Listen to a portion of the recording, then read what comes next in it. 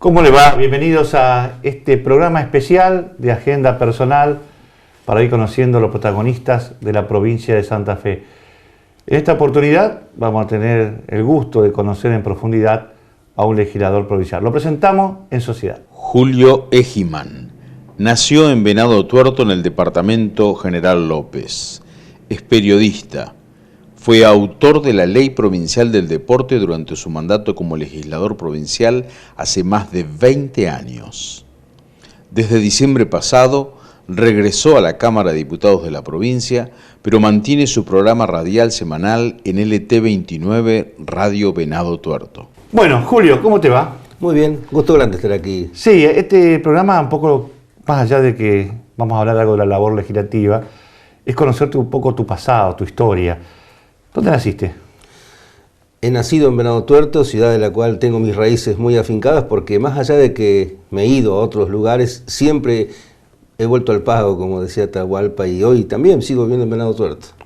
Y el tema, a ver, tu niñez entonces fue ahí, digamos, y tu juventud fue en Venado Tuerto. Sí, ahí crecí. ¿Y en qué escuela primaria te desarrollaste? En la escuela Mariano Moreno 496, una escuela primaria donde si tengo que decir algo de esa escuela, tengo que mencionar una maestra inolvidable, esas maestras que eran la segunda mamá, como se decía entonces, Silvia Baixeras. Ahora está, y como este programa llega a todas partes, ella está seguramente en su labor de hoy, en su geriátrico, acompañada por sus viejitas, y va a estar viendo esto. Así que el saludo para esa inolvidable Silvia Baixeras que me hizo enamorar de la figura de San Martín y de Belgrano, y seguramente fue influyendo, ¿no? Me hacía llorar en las clases, contando esas historias. Viste cómo marcan a fuego a veces algunas determinadas maestras que no se olvidan nunca. Terminaba haciendo libritos, además, sobre la historia, recreando lo que hacían algunas revistas como Villiquen o Selecciones, que eran suplementos especiales. Yo hacía, y ahí también depunté el oficio periodístico. Claro, la gráfica. Después. Sí. Pero, a ver, ¿y la familia cómo está conformada?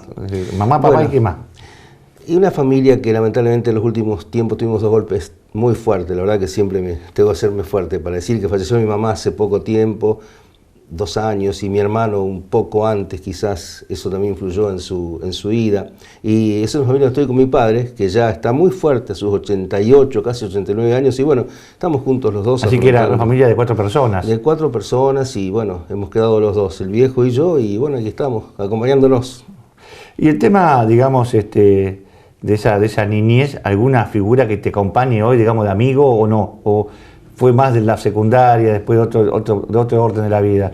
La amistad del amigo íntimo, digamos. Siempre quedan algunos amigos, pero a veces en el tiempo van modificándose las amistades porque también están vinculados con etapas de la vida. Sobre todo de ese grupo de chicos de la primaria nos reencontramos casi siempre, el grupo histórico, nos juntamos y eso realmente es muy grato, compartimos recuerdos.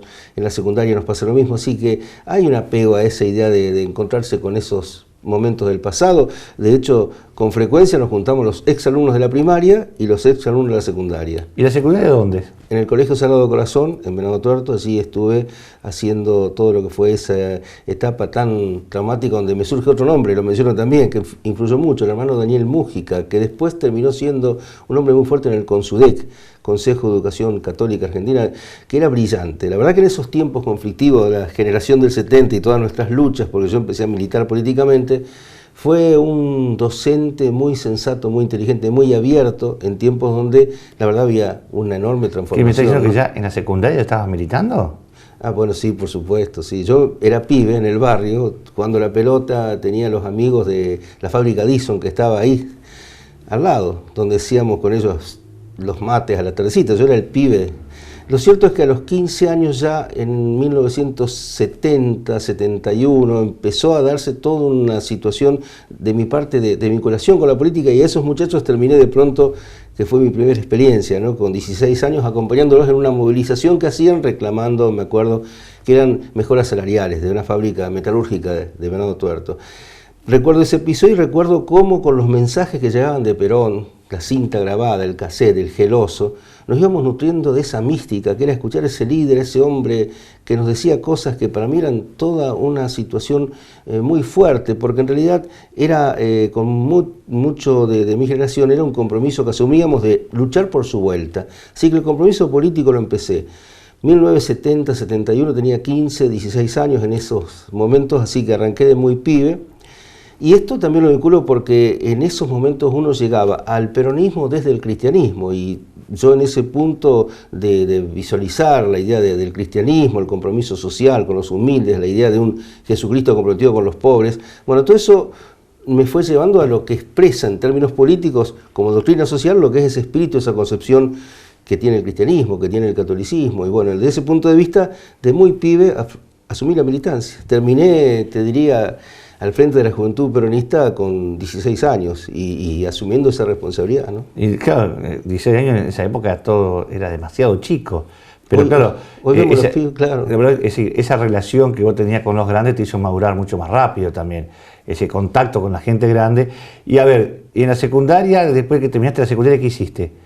¿Empezaste a estudiar algo más? Fui a estudiar Derecho a Buenos Aires. En 1974 empecé la Facultad de Derecho en Buenos Aires, estuve allí 74, 75, a mediados del 76, ahí viene un punto que incluso frustra mi carrera en la abogacía, y también otra cosa que he intentado, que era estudiar profesorado de Historia, porque me detienen, y entonces ahí en la dictadura, bueno, eso fue un golpe muy fuerte, ¿no? Porque tenía 20 años recién cumplidos, y allí es donde se da la detención nuestra. Pero vos ya estabas militando en alguna agrupación puntual, digamos, por eso te tenían identificado. En realidad, ese paso por la Juventud Peronista lo hice con mucha fuerza y asumí un liderazgo en la zona, una representación muy, muy alta, con incluso formación de muchos pibes. La verdad que asumí un rol importante dentro de lo que era la Juventud Peronista de la regional. Y después, ¿qué pasó? Que cuando hubo la dictadura no hizo distinciones entre los que fueron críticos incluso de lo que era la conducción, que era que no tenía esa juventud. Hubo quienes afrontamos críticas a algunas metodologías muy aparatistas, demasiado militarizadas. No le importó la dictadura, nos pusieron el sello, son todos subversivos y ahí fuimos todos adentro. Pero en esa época estaba Montonero, estaba Heller, había un montón de células que te captaba, y sobre todo gente brillante. Bueno, en ese punto, desde la Juventud Peronista Regional, nosotros terminamos como jóvenes adhiriendo a la estructura, adhiriendo conceptualmente, sin ser parte encuadrada dentro de la organización de Montoneros. No llegué a un nivel de encuadramiento, pero sí quedé en lo que era ese espacio de Juventud Peronista, con esa línea de pensamiento. Después entramos a tener diferencias con la posición que sostenía la conducción de esa estructura, y a partir de ahí digo que hubo otras posiciones políticas, pero la dictadura no hizo distinciones. Todos los que habíamos sido Juventud Peronista, hayan sido no parte de estructuras guerrilleras o militares, tenían la misma situación, que eran ser, por las dudas, por sospechosos, puestos a disposición del PEN. ¿Y a dónde te tocó Y a mí en esa condición de sospechoso, donde en realidad nunca tuve una causa formada por nada, pero sí era obviamente para esos tiempos de la dictadura una potencial hombre de riesgo, subversivos éramos todos para ellos, terminé detenido en la cárcel de Rosario, La Redonda, como se dice en Rosario. Sí.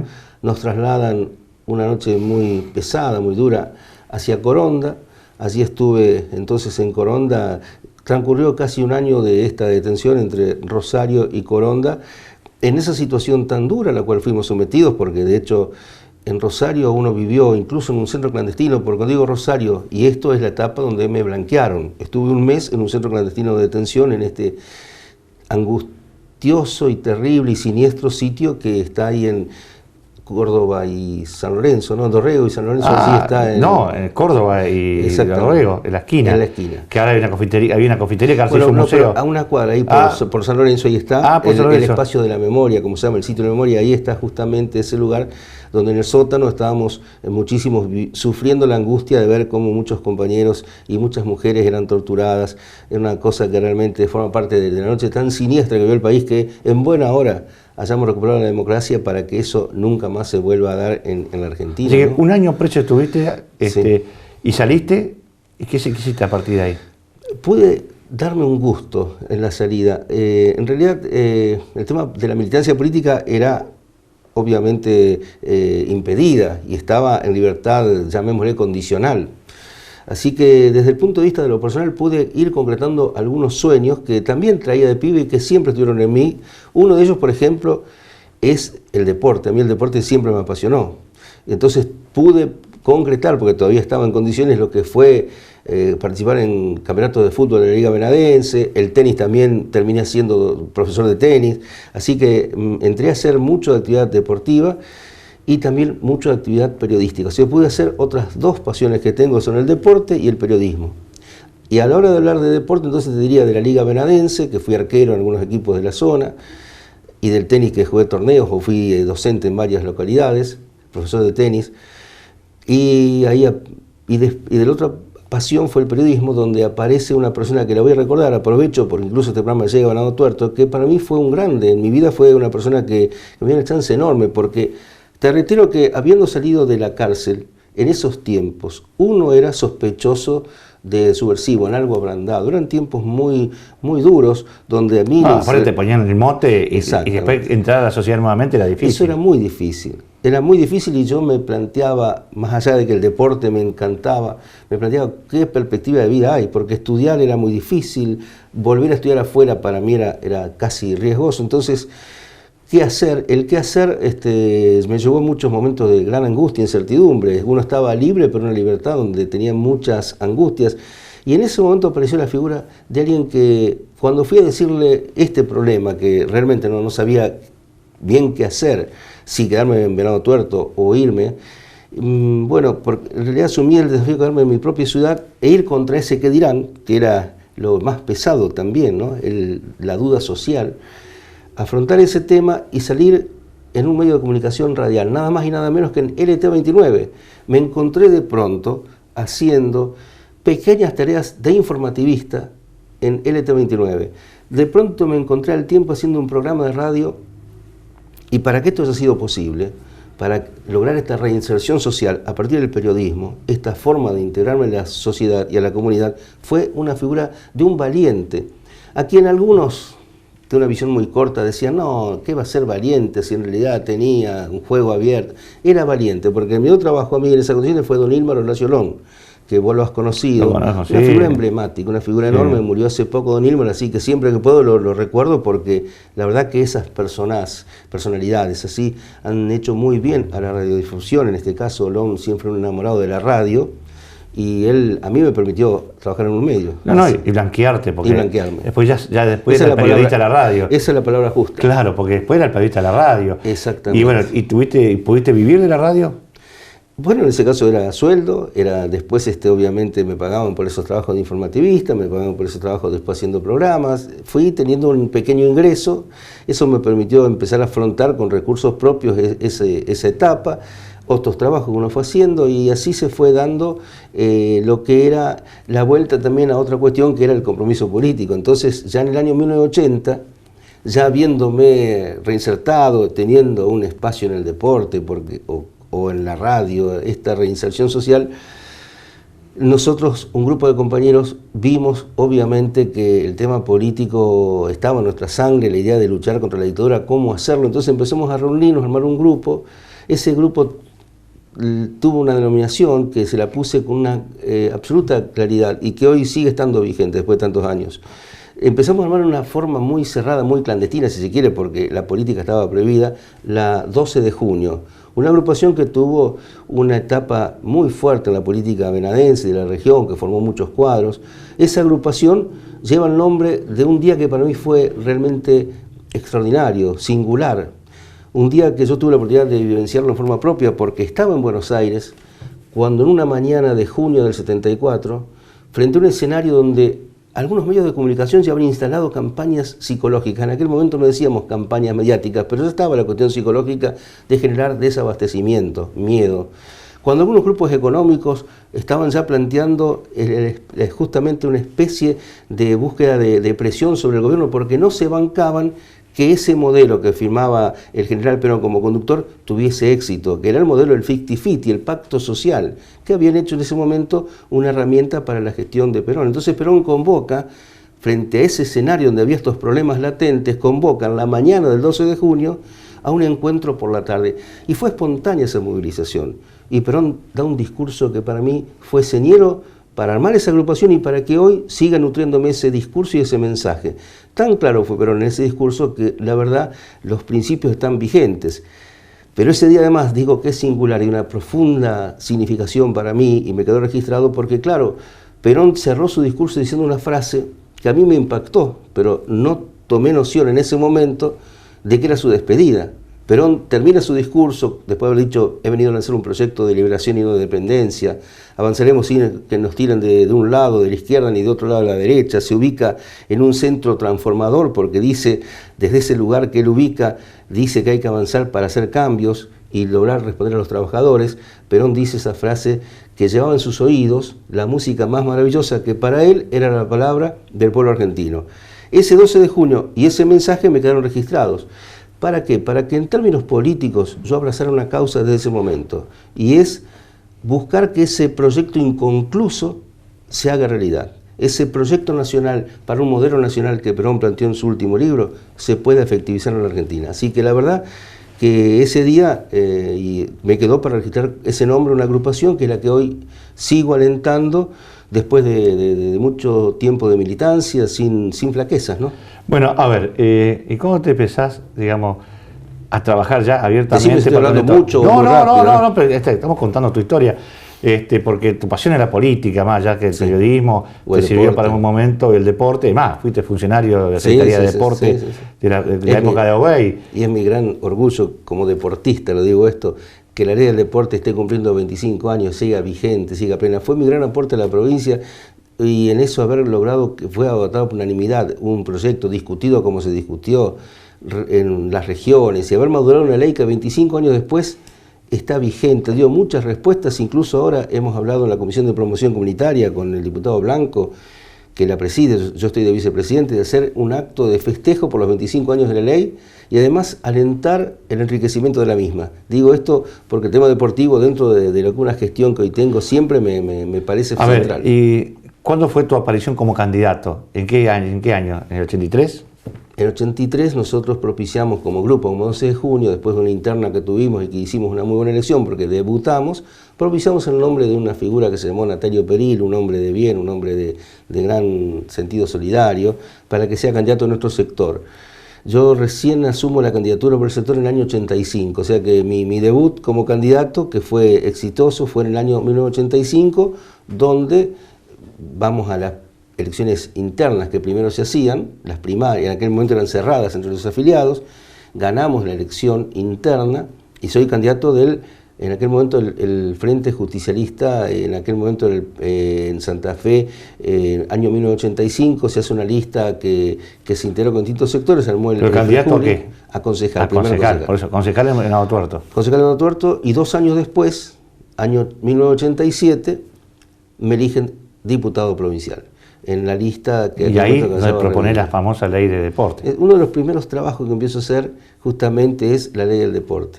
Estuve del 87 al 95, fueron 2 periodos como diputado provincial, y haber plasmado esa ley fue una de las cosas más fuertes que pude hacer. Hubo otros proyectos importantes también, pero desde el punto de vista de la trascendencia o de lo que a mí me enamora, ese es quizás el tema más fuerte, ¿no? Y lo logramos plasmar en el año 1991, dentro de esos 8 años, a mitad de esa gestión, pude lograr la aprobación de la ley. Sí, que aparte después estuvo coronada la ley de deporte, que fue una ley que, como dijiste, se debatió mucho, pero que hoy es columna vertebral de todo lo que se desarrolla en deporte en la provincia.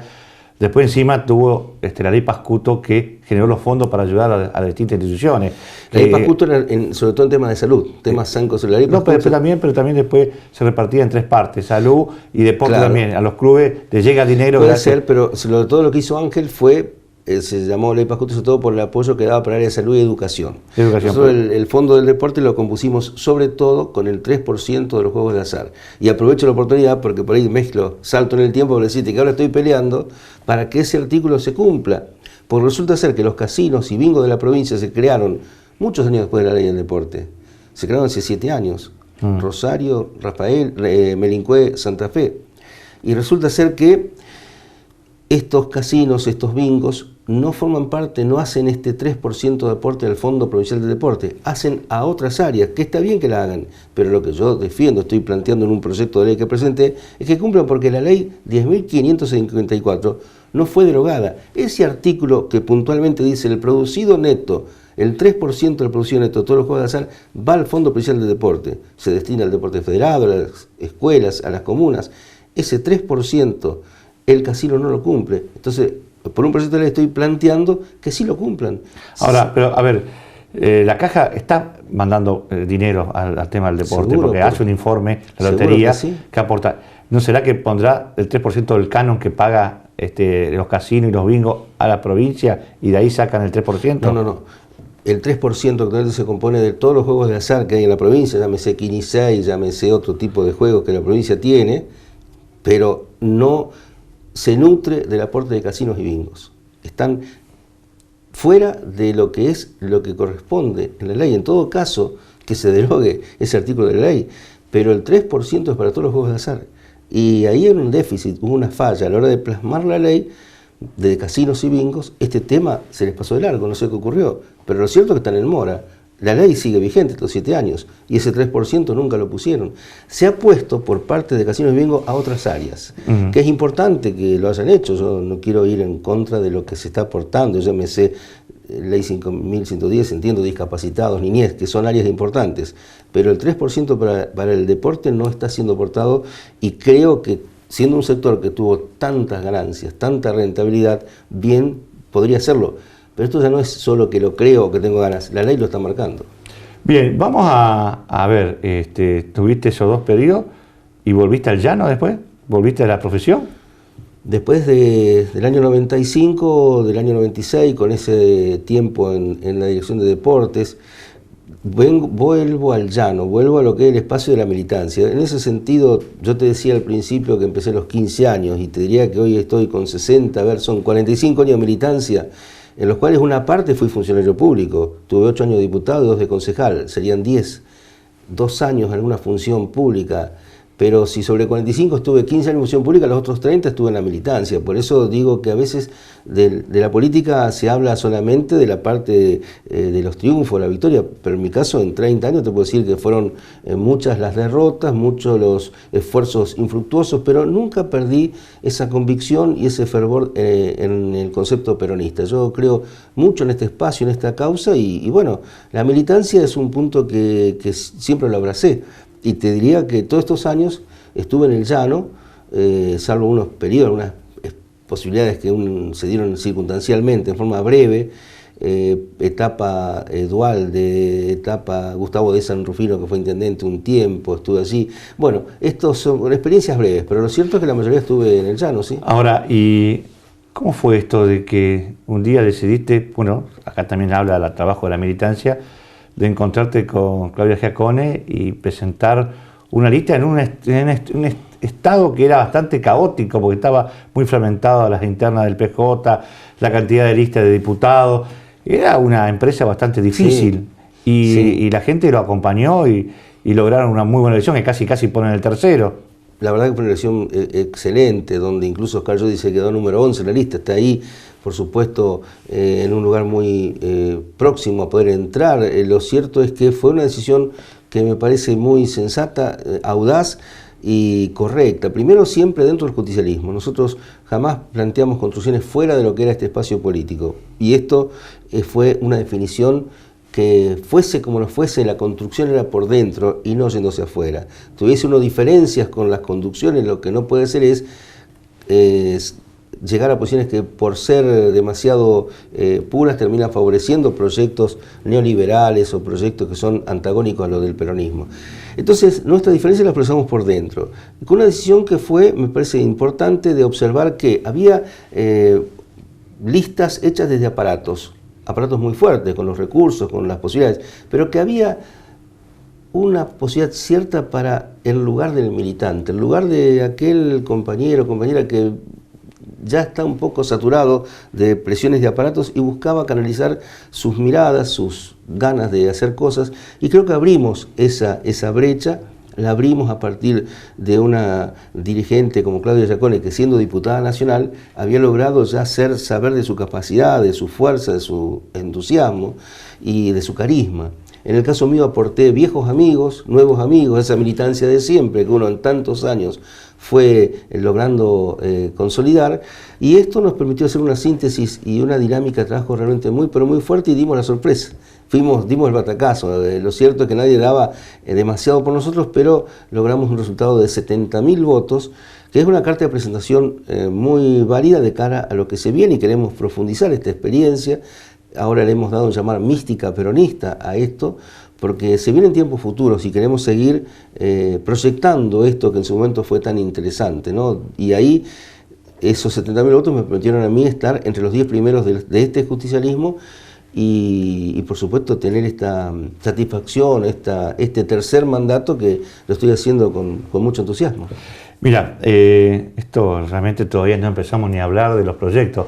Se nos fue el tiempo para la primera edición, Bueno. Pero ya te convoco para hacer una segunda etapa que vamos a hablar de los proyectos, porque tenés cosas interesantes Sí, para, claro. para contarle a la gente de lo que habla de tu preocupación como legislador, es decir, que estás metido más allá de la militancia y la construcción política, también el trabajo legislativo. Me parece bueno que me lo digas, Carlos, porque justamente me parece que uno tiene que tener en esto claramente que la ciudad nos mandó un mensaje claro a quienes aspiramos a cargos políticos, que cumplamos con la responsabilidad y estar a la altura de las circunstancias. En este mandato como legislador para mí era presentar proyectos, una producción legislativa seria, trabajar con amplitud, por eso me muevo con distintos sectores políticos. En mi zona me dirijo, me interiorizo en las problemáticas de comunas peronistas, radicales, socialistas, demócratas, lo que fuesen, porque en realidad estoy con una idea amplia. Y los proyectos, otro momento lo charlamos porque han sido muchos.